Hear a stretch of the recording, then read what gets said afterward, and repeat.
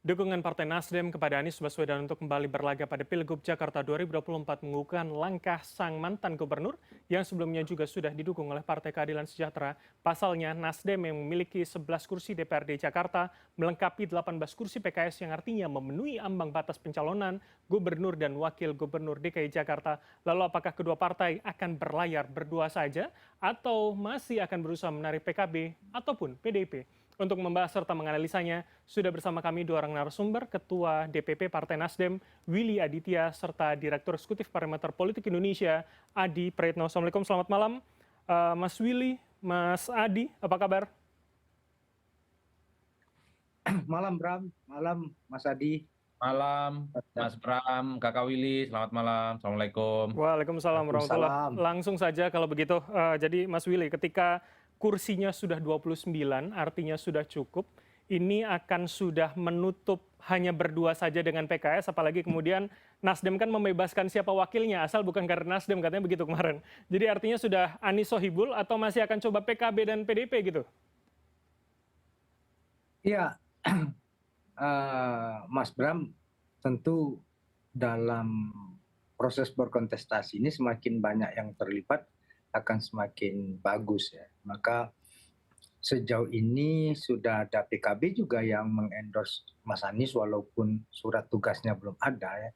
Cuma ini kan memiliki basis historis dengan Pilpres kemarin bertiga ini, dan komunikasi dengan beberapa partai lain juga lancar. Semalam di acara Harlah PKB, Presiden PKS guyonan. Nah ini bagaimana Gerindra ini?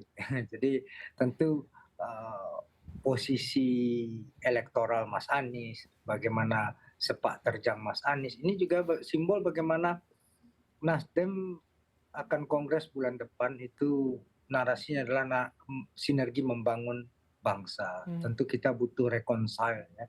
Ada beberapa catatan di Pilpres kemarin, itu suatu dinamika, tapi ada babak baru yang bisa kita mulai untuk kemudian saling bekerja sama, saling berkolaborasi untuk kemudian kepentingan lokal, kepentingan regional dengan kepentingan nasional. Itu yang kemudian menjadi spirit kita bersama. Jadi tentu Mas Bram, semakin banyak partai yang terlibat, itu akan semakin baik untuk Anies sendiri. Oke, Mas Willy, tapi yang menarik adalah walaupun kemudian PKB melalui DPW Jakarta sudah rekomendasi nama Mas Anies, tapi kemudian DPP kan belum. Apalagi hari ini PDIP dengan Pak Ahok cukup tinggi elektabilitasnya, yakin bisa maju sendiri dan juga nanti ya goda-goda PKB lah. Artinya seperti apa komunikasi dengan PKB untuk bisa bersama-sama dengan Mas Anies nanti? Ya, PKB komunikasi sangat bagus ya, apalagi ini pilkada serentak, tentu untuk bisa saling mencari titik temu benang merah satu kepentingan dengan kepentingan yang lain tidak terlalu susah ya. Jadi banyak hal yang bisa didudukkan, banyak hal yang bisa didialogkan. Yang penting adalah di komunikasi politik satu dan lainnya cair. Itu yang kemudian menjadi epicentrum dari proses ini semua. Kami mengedepankan dialog untuk kemudian kenapa Nasdem tidak mengendorse wakil, untuk kemudian ayo kita duduk bersama. Siapa yang kemudian bisa mendampingi Anies, ya wajar saja PKS sebagai partai pemenang mengusulkan kadernya, itu satu hal yang sangat logis ya. Dan tentu partai lain juga memiliki preferensi. Nah untuk itu kemudian Nasdem dalam hal ini bisa menjadi mediator, bisa menjadi komunikator yang kemudian merajut satu kepentingan dengan kepentingan yang lain. Satu, bagaimana Anies, yang kedua bagaimana Jakarta, yang ketiga adalah kebersamaan. Itu yang kemudian bisa kita duduk. Oke, saya minta analisa dari Mas Adi kalau begitu. Jadi artinya seberapa mungkin kemudian PKB akan terayu, akan DPP-nya juga sama dengan DPW-nya, ini bersama dengan Nasdem dan PKS begitu, Mas Adi? Kalau melihat kecenderungan PKB sebenarnya pada persoalan siapa yang menjadi pendampingnya Anies Baswedan, justru PKB yang sebenarnya menyatakan dukungan politiknya ke Anies soal maju di Pilgub Jakarta. Tapi sikap politik PKB itu agak sedikit berubah setelah PKS menyodorkan proposal politik soal duet Anies Baswedan dan Sohibul Iman. praktis setelah itu PKB sama sekali berbeda dengan sikap politik sebelumnya. PKB mengatakan, wah ini tidak akan menambah kekuatan politik. Seperti orang jeruk makan jeruk, PKB juga mengatakan kalau wakilnya itu hanya Sohibul Iman, di PKB juga banyak orang yang semacam itu. Bahkan elit PKB yang lain mengatakan soal kemungkinan membangun komunikasi politik dengan PDIP yang sepertinya juga sedang berupaya untuk membentuk poros politik yang ketiga di luar Kim, di luar Anies, apalagi misalnya PDIP itu punya angin surga karena muncul di survei Ahok secara signifikan di bawah Anies Baswedan. Jadi kalau membaca kecenderungan sikap politik PKB sebenarnya terletak pada soal negosiasi politik siapa yang akan mendampingi Anies sebagai calon gubernur di Jakarta. Mhm. Kalau mendengar statementnya Anies sebenarnya kemarin persoalan pendampingnya akan dibicarakan pada partai-partai koalisi. Nah sekarang tinggal PKB ataupun PDIP jika tertarik dengan Anies Baswedan, nyatakan dulu deklarasi dukungan politiknya seperti PKS, seperti Nasdem, baru kemudian berkompromi dan ajukan kira-kira siapa kader mereka itu yang akan disandingkan untuk dikomunikasikan Oke, mendampingi Anies Baswedan. Mas Adi. Problemnya ini belum menyatakan dukungan politiknya secara definitif, tapi sudah bicara wakil. Ini kan bisa deadlock, Pak. Atau Kalau Nasdem kemudian kan jelas karena katanya tanpa PKS syarat. sudah declare duluan wakilnya, Mas. Ini akhirnya jadi tembok yang rasanya sulit sulit juga bertemu di titik tengah antara PKB, PKS, dan juga PDIP begitu untuk wakilnya. PKS rasional kalau kemudian menyodorkan Sohibul Iman, karena PKS sudah mengunci dukungan politiknya bagi Anies. PKB sebenarnya kalau mau punya sikap politik yang tegas, harus kunci dulu sikap politiknya ke Anies Baswedan. Berikan surat mandat, berikan surat rekomendasi, baru bicara tentang siapa yang bisa mendampingi Anies. Apakah Sohibul Iman perlu diganti ataupun tidak?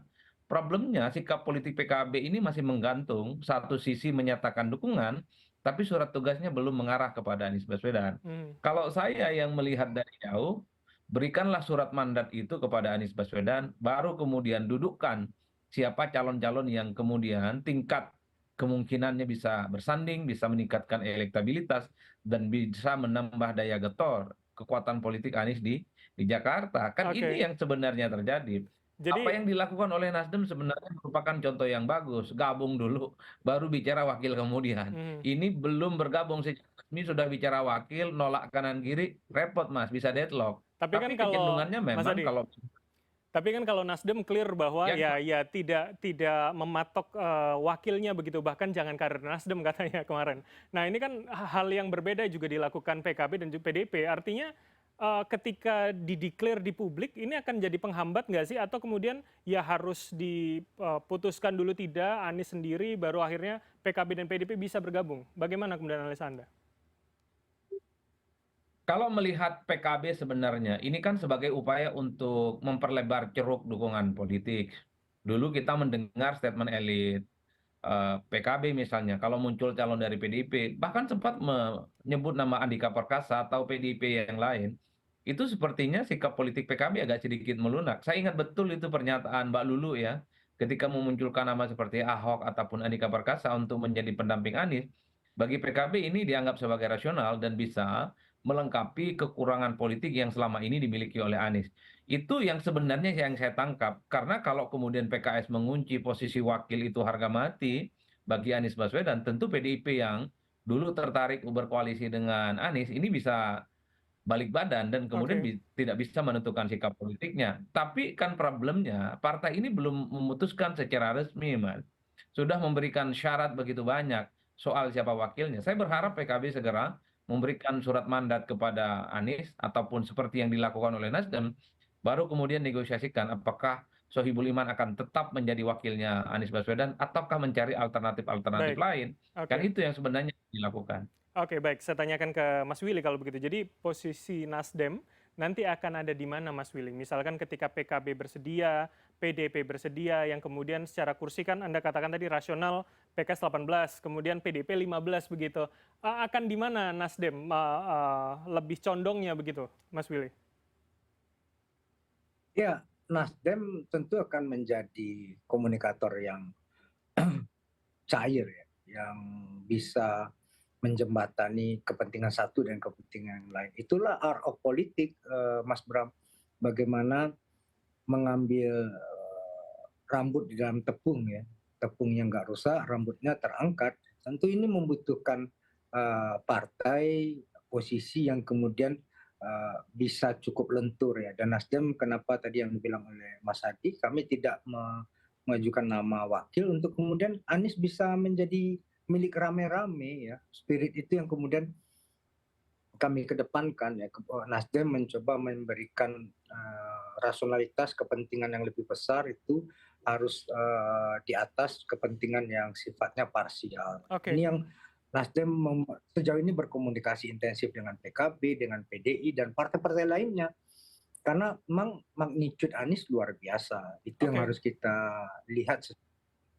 Mas Willy, Mas kalau Bram. Anda katakan mencoba menjadi komunikator yang baik, tapi bagaimana dengan kebuntuan PKS, PKB dengan nama Sohibul Iman itu? Apakah kemudian menurut Nasdem ya ditaruh dulu calon wakilnya, dirembukan bersama untuk kemudian bisa bersama-sama eks perubahan begitu, mengulang reuninya begitu? Ya, ini sequel ya, bukan bukan reuni. Sequel, oke, oke. Jadi tentu hal yang harus kita lihat masing-masing benar-benar kepincut dengan Anies ya. Tinggal bagaimana kita melihat ini kan cuma panggung depan ya. Panggung depan ini kan butuh melodramatik, apalagi Jakarta ini penuh dengan elemen of surprise, Mas Bram. Tentu ya ini dinamika yang terjadi, kita hormati mekanisme partai masing-masing, tapi saya, Mas Anies dan kawan-kawan di Nasdem itu cukup intensif untuk kemudian datang ke PKS, datang ke PKB, ke beberapa partai lainnya untuk kemudian duduk bersama ya. Jadi siapa yang akan mendampingi Mas Anies nantinya. Tapi spiritnya kalau kita belajar, kemarin kita sempat diskusi, contohnya tahun 97 itu ada Mega Bintang ya. Itu cukup meledak meletup ya di Jakarta, Solo dan Jogja ya. Bagaimana spirit persatuan koalisi antara merah dan hijau, apalagi sekarang ada birunya, itu tambah lebih luas lagi. Tentu kanalisasi politik itu sebelumnya terjadi, tapi ketika terjadi sebuah kepentingan bersama, apalagi ini melihat sebuah integritas seorang figur yang kemudian bisa kita pegang, itu menjadi magnet yang kita merekatkan satu dan lainnya, Mas Bram. Oke, baik. Saya ke Mas Hadi kalau begitu. Jadi seberapa atau kemudian di mana nanti titik temunya Mas Hadi? Saya mengutip kata Bang Ciko Hakim nih, juru bicara PDIP, mengatakan nanti memang kalau sesuai dengan hasil survei yang kita prioritaskan adalah Pak Ahok. Nama lain akan dipertimbangkan. Nah ini artinya dengan statement publik seperti ini, bisa nggak ketemu ini kemudian paling tidak tiga atau kemudian eks perubahan dengan PDIP, Mas Hadi?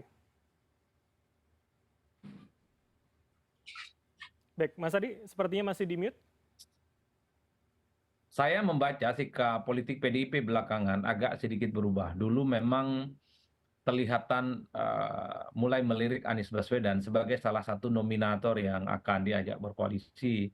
Bahkan dalam berbagai kesempatan puji-pujian terhadap Anies Baswedan juga terbuka, yang saya kira itu sebagai salah satu bentuk bahwa sebenarnya PDIP sudah mulai mengkalkulasi bagaimanapun di Jakarta itu melawan Anies bukan perkara gampang, karena Anies adalah sosok yang elektabilitasnya per hari ini kan relatif paling signifikan. Belakangan sepertinya PDIP itu ketika muncul survei-survei di mana Ahok runner up, sepertinya mereka juga tertarik untuk memajukan Ahok, tapi bukan sebagai calon pendamping untuk mendampingi Anies Baswedan, tapi sebagai calon gubernur yang saya kira di mana PDIP sepertinya punya kalkulasi politik rasional bahwa Ahok rasa-rasanya misalnya tentu menurut kalkulasi mereka elektabilitasnya tidak terlampau jauh ya, sekalipun hampir 10% selisihnya dibandingkan dengan Anies Baswedan. Dalam konteks itulah sepertinya memang PDIP mencoba untuk mengoreksi sikap politiknya yang beberapa waktu yang lalu menyatakan tertarik dengan Anies. Yang kedua, sepertinya PDIP tidak mau melakukan satu perjudian yang terlampau ekstrim karena memang basis konstituen mereka rata-rata secara diametral berbeda dengan dengan Anies Baswedan sejak lama. Jadi kalau kemudian berkoalisi dengan Anies, sepertinya PDIP akan kesulitan bagaimana cara meyakinkan dan membangun narasi politik kepada basis konstituen mereka yang secara politik, secara ideologis dan secara chemistry memang selalu bertabrakan dengan Anies Baswedan. Tapi kan tidak Cuman mungkin kalau sendiri, PDIP Mas. ini memajukan Ahok, ya betul. Nah, di situ kemudian apakah PDIP mampu meyakinkan partai politik yang lain untuk berlabuh? Per hari ini yang paling mungkin bisa berkomunikasi dengan PDIP adalah PKB. Di berbagai kesempatan misalnya PKB juga menyampaikan soal kemungkinan ini berkomunikasi dengan PKB, dengan PDIP berkoalisi di Jakarta, di Jawa Timur, dan kemungkinan di Jawa Tengah. Hmm, Jadi ada pertalian komunikasi politik yang coba untuk dibangun bersama. Meski oke, sepertinya PKB itu dari lubuk hati yang paling dalamnya jatuh cintanya ke Anies nggak bisa hilang, Mas. Problemnya soal wakilnya saja ini PKB ini. baik Soal baik. dinego-nego bisa nggak? Nah, Temboknya di intinya situ ya. terjadi. Iya. Baik, oke. Terakhir saya ke Mas Willy. Jadi artinya Mas Willy ketika nanti memang tidak ada titik temu, akan kemudian anggaplah PDIP dengan PKB, artinya tidak masalah berlayar hanya dengan PKS mengusung Anies dan Sohibul Iman begitu. Ya, tentu bagaimanapun kita spiritnya adalah kebersamaan, gotong royong, ya, harmoni itu yang kemudian kita kedepankan. Ya, tentu semakin banyak yang terlibat akan semakin seru itu yang kemudian harus kita lihat.